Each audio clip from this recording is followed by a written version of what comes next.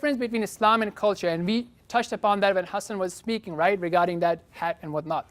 So basically, Islam is what is given by God, right? And it's not very strict. It's a foundation, it's a boundary, and within that boundary, you have a lot of flexibility to do various things.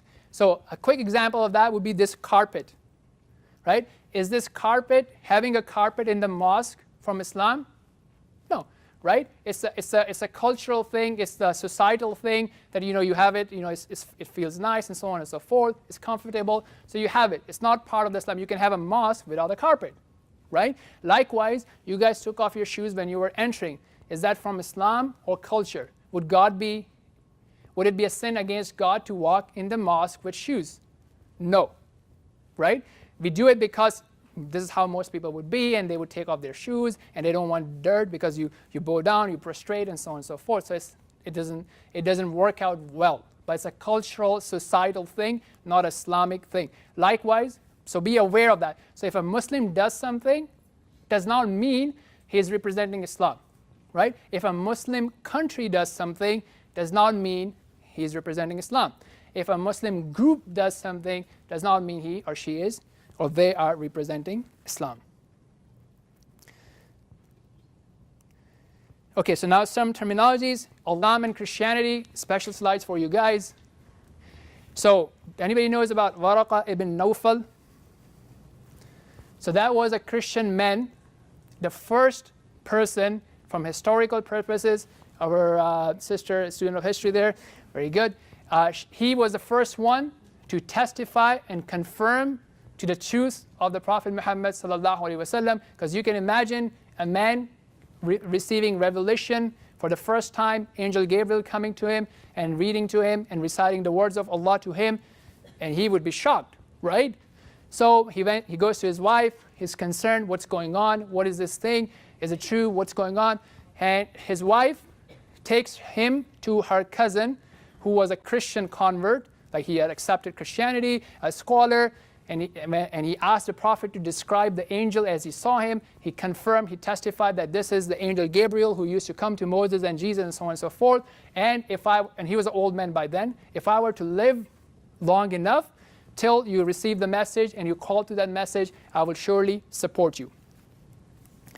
Then Allah subhanahu wa ta'ala has two special verses in his book, Quran, translation of which is that you will find the nearest of them in affection to the believers, Muslims, the ones who follow the Prophet of Allah, Muhammad sallallahu alaihi wasallam, are the ones who call themselves Christians.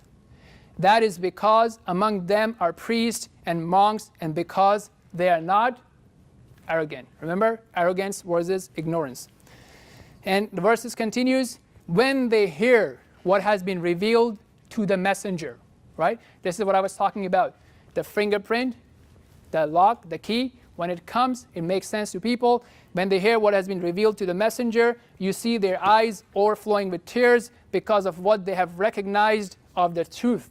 They say, our Lord, we have believed, so register us among the witnesses. This is chapter 5, verse 82 and 83.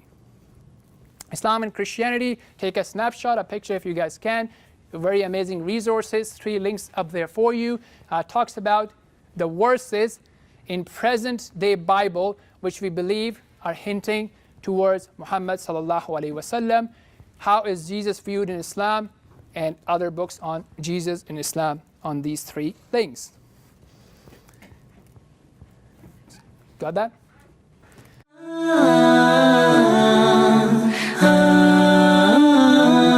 A sin is eligible for punishment, right? So a sin is eligible for punishment does not mean there will be a punishment, right? So a sin can be forgiven, as we saw in the heading of salvation, right? A sin can be forgiven by true repentance.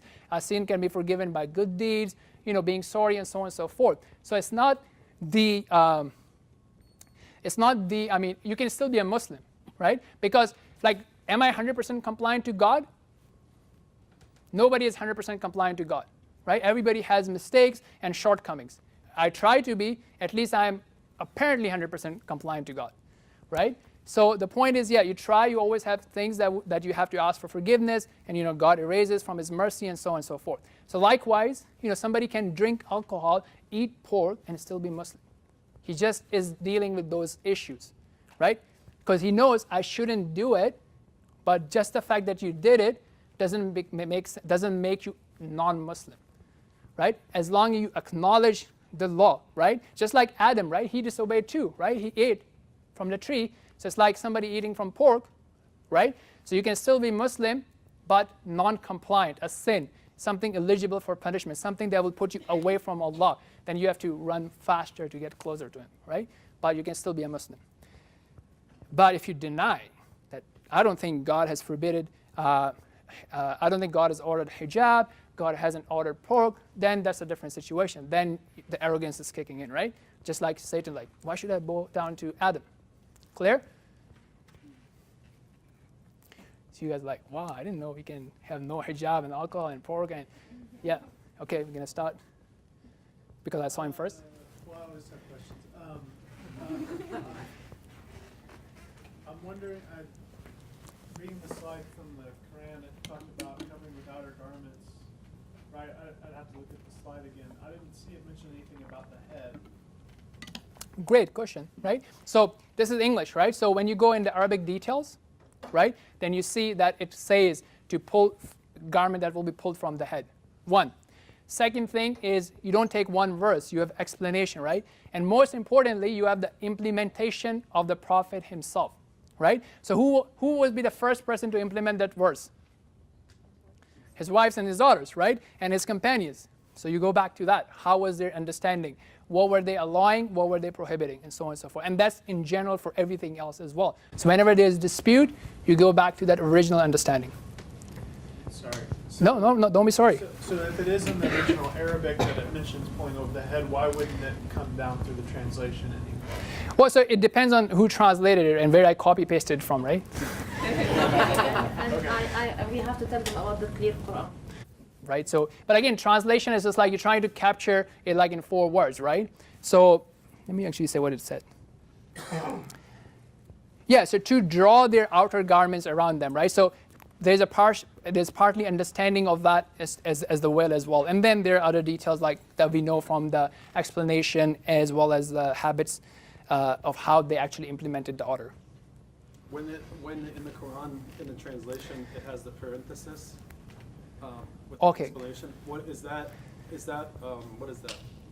Right. So basically what they're trying to do is that, so there's certain things, when I'm speaking to you, there's obviously a context, right? But if you're going to take a verse without context, right, so they would put in the parentheses to explain. So for example, if these women are on that side, there's no men, right, they don't have to cover their heads, right? So now it does not mention that detail in that verse because certain things are implied, as I said, by practice, by knowledge, and so on and so forth. So a translator would sometimes add brackets. So likewise, different translations would have different levels of bracketing or explanation, right? So it's not actually it's not part of the word.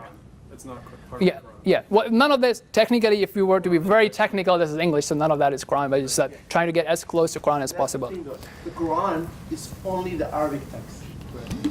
Any other language is just a translation. It has no any significance.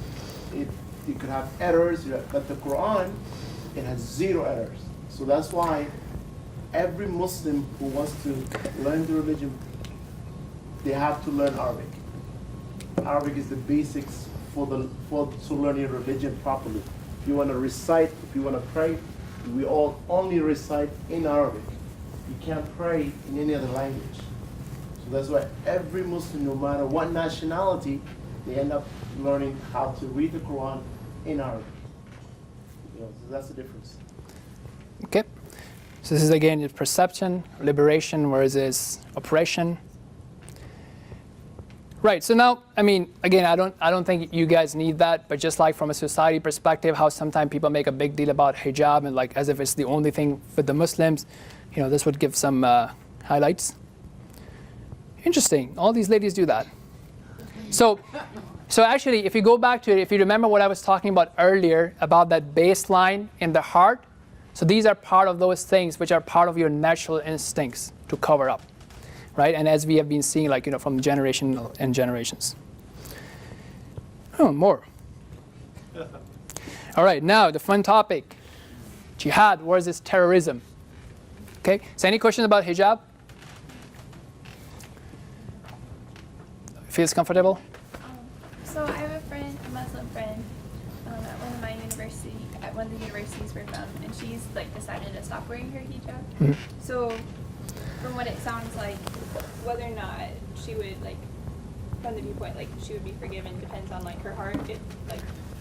Right. Yeah. I mean, so there's indications, right? So if a heart is sound, you would see submission in general, right? Maybe she might come back to it. There may be a whole bunch of different things that are happening, right?